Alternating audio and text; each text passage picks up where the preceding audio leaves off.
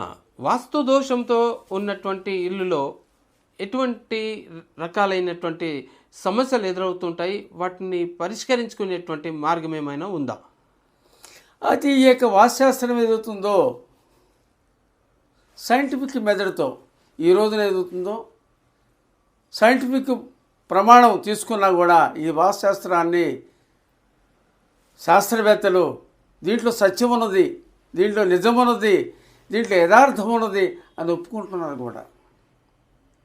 ప్రాచీన కాలం కానించి ఏదవుతుందో ఈ యొక్క శాస్త్రము మహర్షులు, దైవ సంభూతులు, త్రికాల వేదులు, మహామేధావులు కూడా ఈ యొక్క మానవ శ్రేయస్సు కోసము ప్రాకులాడుతూ మనకు ప్రాణం పోసారు ఈ శాస్త్రం విషయంలో. అయితే మనిషి ఏదవుతుందో ఎక్కువ కాలం జీవించేది గృహంలోనే. కాబట్టి ఈ గృహ నిర్మాణం చేసేటప్పుడు ఏదవుతుందో సరైన పండితుడిని మీరు సంప్రదించాలి. ఆయన సూచన మేరకు ఏదవుతుందో మీరు గృహ నిర్మాణం చేయాలి.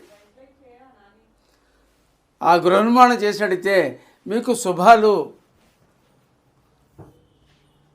ఆనందము, ఆరోగ్యము ఇలాంటివన్నీ కూడా మీకు ఏర్పడుతుంటాయి. కాబట్టి మీ సొంతంగా ఏదవుతుందో ఆలోచన ప్రకారంగా చేయొద్దు. ఆ పండితుడు కలవండి, సంప్రదించండి. ఎలాంటి రకమైనటువంటి దోషాలు లేకుండా మళ్ళీ దోషాలు ఉండి మళ్ళీ పగలగొట్టుకొని మళ్ళీ పండితుడిని పిలిచి వాడు చెప్పిన ప్రకారం మళ్ళీ పగలగొట్టుకోవటం, మళ్ళీ కట్టుకోవటము అనవసరం వృధాపరి చేయొద్దు.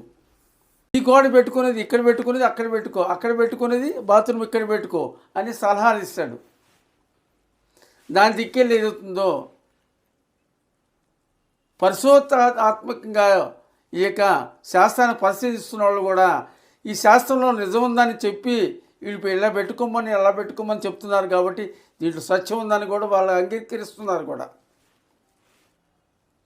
అయితే మనిషి జీవితంలో ఎక్కువ కాలం గృహంలోనే జీవిస్తాడు. అతను బయటికి వెళ్ళినా కూడా 8 గంటలు, 10 గంటలు, 12 గంటలు ఉంటాడు. కానీ 12 గంటలు ఏదవుతుందో ఈ గృహంలోనే ఉంటాడు, ఎక్కువ కాలం జీవిస్తుంటాడు. కాబట్టి ఈ గృహ నిర్మాణంలో ఏదవుతుందో మనం ఎక్కువ ప్రాధాన్యత తీసుకోవాలి. అయితే దోషం ఉన్నట్టయితే ఎలాంటి రకమైన ఇబ్బందులు కలుగుతాయని అడిగారు ఇప్పుడు మీరు. ముఖ్యంగా అనారోగ్యమైనటువంటి బాధలు కలుగుతుంటుంటాయి. ఈ యొక్క గృహంలో కనుక వాస్తు కనుక లేని పక్షంలో అనేక రకమైనటువంటి వ్యాధి బాధల్ని ఎదుర్కొంటుంటాడు. వాస్తు ప్రకారంగా కొన్ని నియమాలు ఉన్నాయి, పద్ధతులు ఉన్నాయి. దాన్ని పాటించడం పోతే ఇరుగు పొరుగు వారితో కూడా అనేకమైనటువంటి కలహాలు వస్తుంటాయి. వాడు అంటాడు, ఏమైనా నాకు ఇక్కడ ఎత్తు కట్టావు, ఇక్కడ ఎత్తు కట్టావు, నాకు ఇక్కడ తక్కువైంది, ఇక్కడ ఈశాన్యం పెంచుకున్నావు కాబట్టి నాకు ముందుకు వచ్చింది.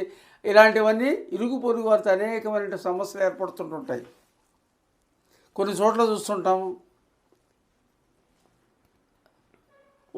వంశం ఏదవుతుందో నిలవకపోవటం అనేది, సంతానం లేకపోవటం అనేది జరుగుతుంటుంది.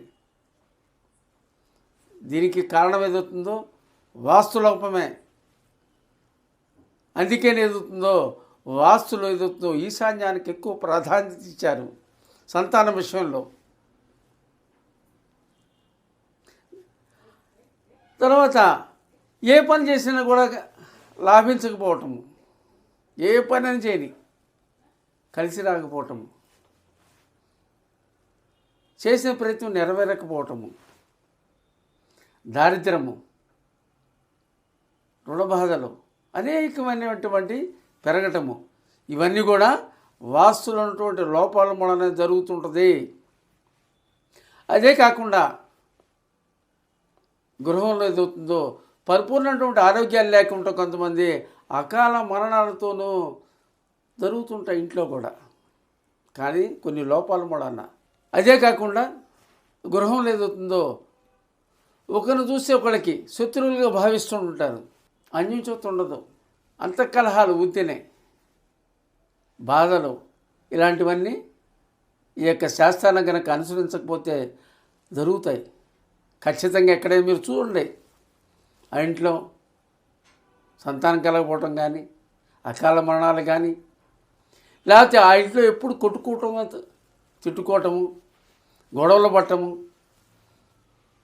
బాధలు పట్టము, ఇలాంటివన్నీ ఈ యొక్క వాస్తుశాస్త్ర ప్రకారంగా జరుగుతాయి ఖచ్చితంగా అని నేను చెప్పబడుతున్నాను. ఈ యొక్క శాస్త్రాలే సనత్ కుమార గృహవాస్తులో చక్కగా వివరించారు. ఈ యొక్క సనత్ కుమార్ ఏదవుతుందో, గ్రంథం ఏదవుతుందో, మహర్షి ఏదవుతుందో మనకు అందించాడు ఆ యొక్క మహానుభావుడు. ఆ యొక్క శాస్త్రాన్ని మనం గనక చదివితే ఆ మహర్షి ఏదవుతుందో చెప్పిన ప్రకారంగా ఇవన్నీ నేను చెప్పడం జరుగుతుంది. అంతే తప్ప కానీ నా ఆలోచనతో కాదు, ఆ యొక్క మహర్షి ఆయన పరిశోధనతో ఉన్న గ్రంథాలలో ఉన్నటువంటి మీకు ఇప్పుడు ఈరోజు చెప్తున్నాను మీకు.